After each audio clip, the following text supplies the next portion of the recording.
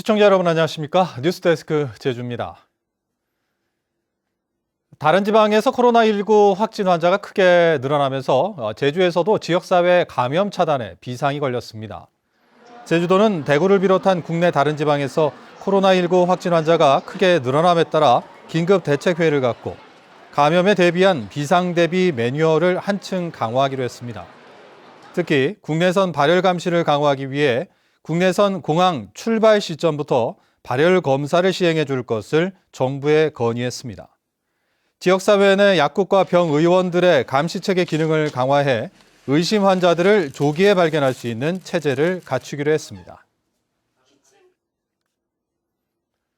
더불어민주당의 전략 공천 지역인 제주시 갑선거구가 이번 총선에서 제주 지역 최대 격전지로 꼽히고 있는데요. 하지만 민주당 예비 후보들에 이어 일반 당원들까지 전략 공천에 반대하는 공개 질의서를 내놓는 등 내홍이 커지고 있습니다. 오승철 기자의 보도입니다. 더불어민주당은 오늘 서울 광진을과 경남 양산갑 등 4곳에 전략공천 후보자를 발표했지만 제주시 갑은 빠졌습니다. 야당과 경합이 예상되는 지역부터 후보를 확정하고 있어서 제주시 갑은 이달 말이나 다음 달 초까지 미뤄질 것으로 보입니다. 4년간 국회대원 국회를 만들 수 있는가를 가름하는 매우 중요한 선거기에 조용하지만 철저하게 준비를 하고 있습니다. 공정하고 질서 있는 혁신 공천과 유력한 후보로 거론되고 있는 송재호 전 국가균형발전위원장은 예비 후보 등록도 하지 않은 채 중앙당 결정만 기다리고 있습니다. 일찌감치 지역 민심을 다지고 있는 박기수, 문윤택 예비 후보는 자멸로 가는 전략공천 대신 경선을 강하게 요구하고 있습니다. 여기다 민주당 일부 당원들이 송재호 불가론을 들고 나왔습니다. 송재호 전 위원장이 과거 원희룡 지사의 선거를 도왔고 곶자왈 훼손 논란이 일고 있는 관광지에 주식을 보유했었다는 의혹 등에 대한 해명을 요구하고 있습니다. 민주당 공천관리위원회는 공천의 원칙을 깰 수 없다며 전략공천 방침을 고수하고 있지만 내용이 확산되면서 경선 가능성도 완전히 배제할 수 없습니다. 총선이 2달도 남지 않은 시점에서 변수는 정리되지 않고 불협화음만 커지고 있어서 제주 지역 3개 선거구를 모두 지켜야 하는 제주도당은 물론 예비 후보들까지 소갈이만 하고 있습니다. MBC 뉴스 오승철입니다. 제주도민들의 최대 이슈는 교육으로 나타났습니다. 중앙선거관리위원회가 4.15 총선에서 유권자의 공약 제안을 활성화하기 위해 2016년 6월부터 지난해 10월까지 국민신문고 민원 데이터를 분석해 대한민국 공약 이슈 지도를 작성한 결과 제주 지역 최대 민원은 교육으로 조사됐습니다. 교육이 7,300여 건으로 가장 많았고 학생이 6,900여 건, 학교가 6,000여 건, 버스 3,900여 건 순이었습니다. 다음은 국회의원 예비후보를 소개하는 나는 예비후보다 순서입니다. 선거관리위원회에 등록한 예비후보 가운데 제주 MBC 등 언론 4사가 함께 실시한 2차 총선 여론조사에서 1% 이상의 지지율을 얻은 후보로 대상을 한정했습니다. 오늘은 서귀포시 선거구에 출마하는 미래통합당 강경필 후보를 김찬현 기자가 만나봤습니다. 저는 국회의원 예비후보 강경필입니다.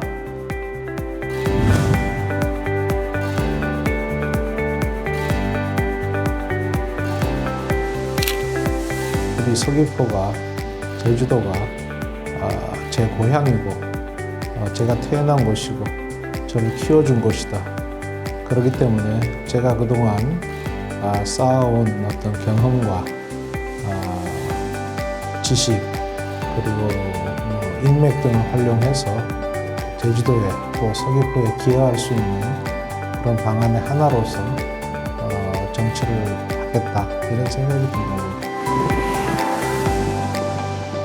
단순한 일반적인 전문대학이라든가 대학이랑 유치하는 건 그건 의미도 없고 그거는 또 굉장히 어려운 일일 수도 있는데 여기 관광, 이 지역 특성에 맞는 실무 인력을 양성하는 어떤 직업학교 비슷한 전문대학 이런 거는 유치해서 그 실무 인력도 배출하고 또 그 실무 그 교육을 받은 사람들은 또 일자리도 만들 수 있고.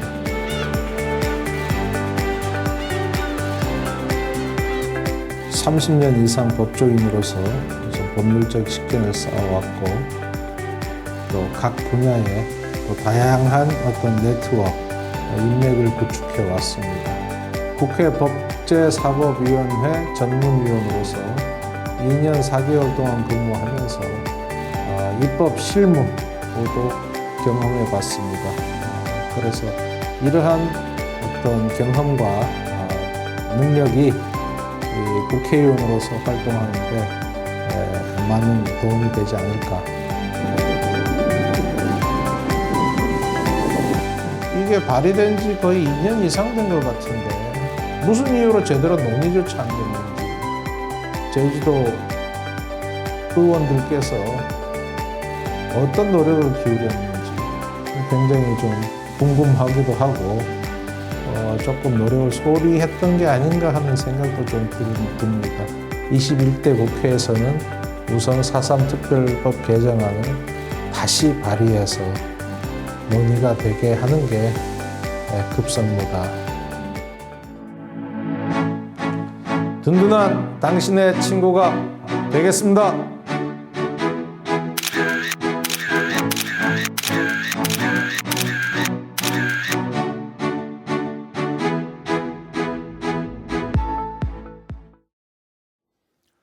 제주 지역 일부 대학이 중국에서 입국한 유학생을 임시 격리하기 위한 숙소를 마련하지 못해 방역 체계가 뚫릴 수 있다는 지적이 나왔습니다.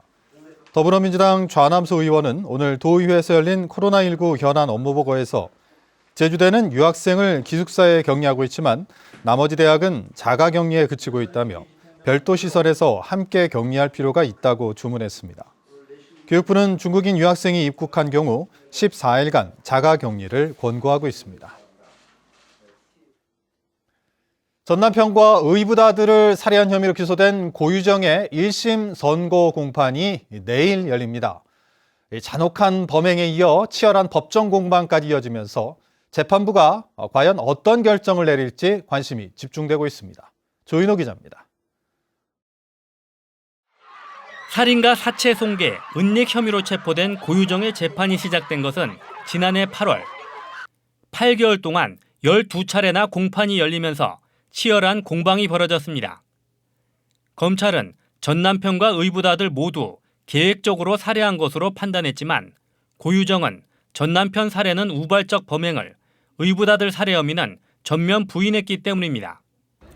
특히 전 남편의 시신이 발견되지 않았고 의붓아들 사건은 뒤늦게 수사가 시작돼 뚜렷한 물증이 없는 점도 논란을 키웠습니다.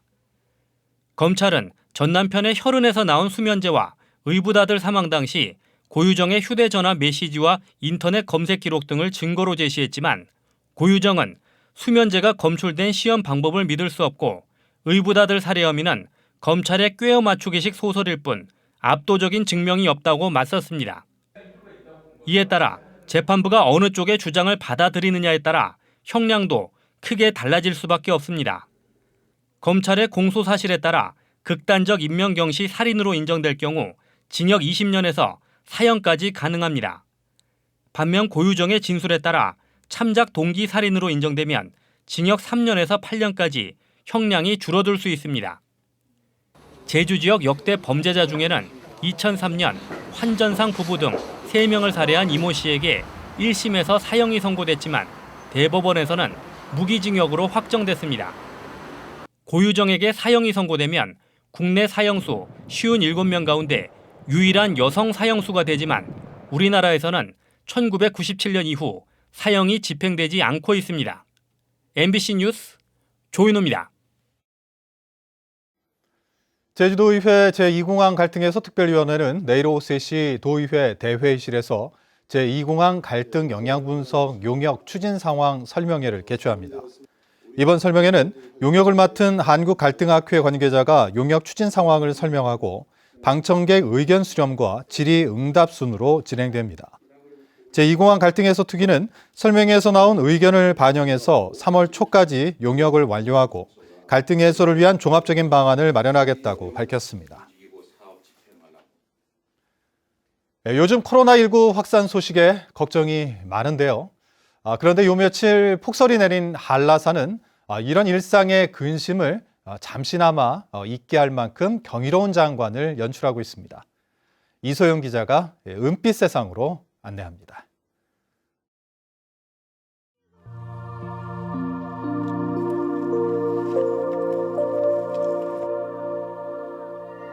청명한 하늘 아래 하얀 눈 세상이 펼쳐집니다.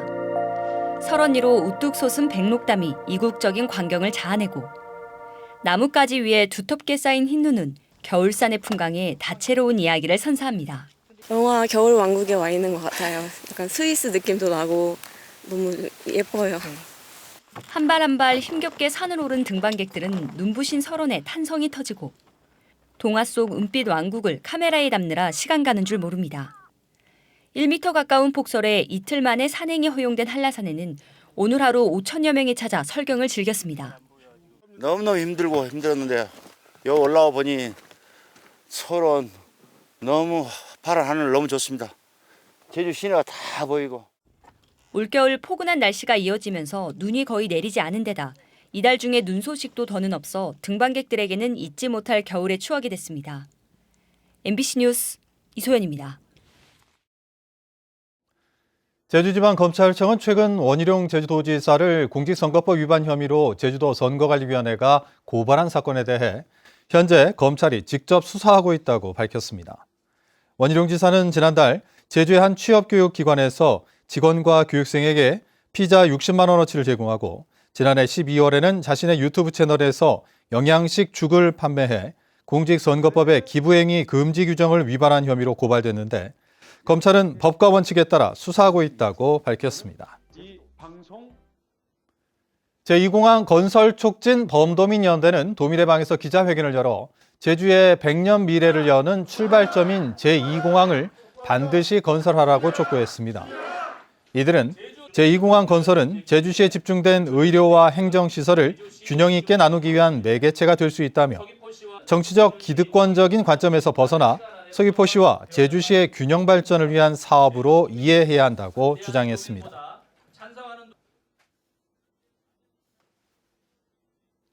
이상으로 뉴스데스크 제주를 마칩니다. 고맙습니다.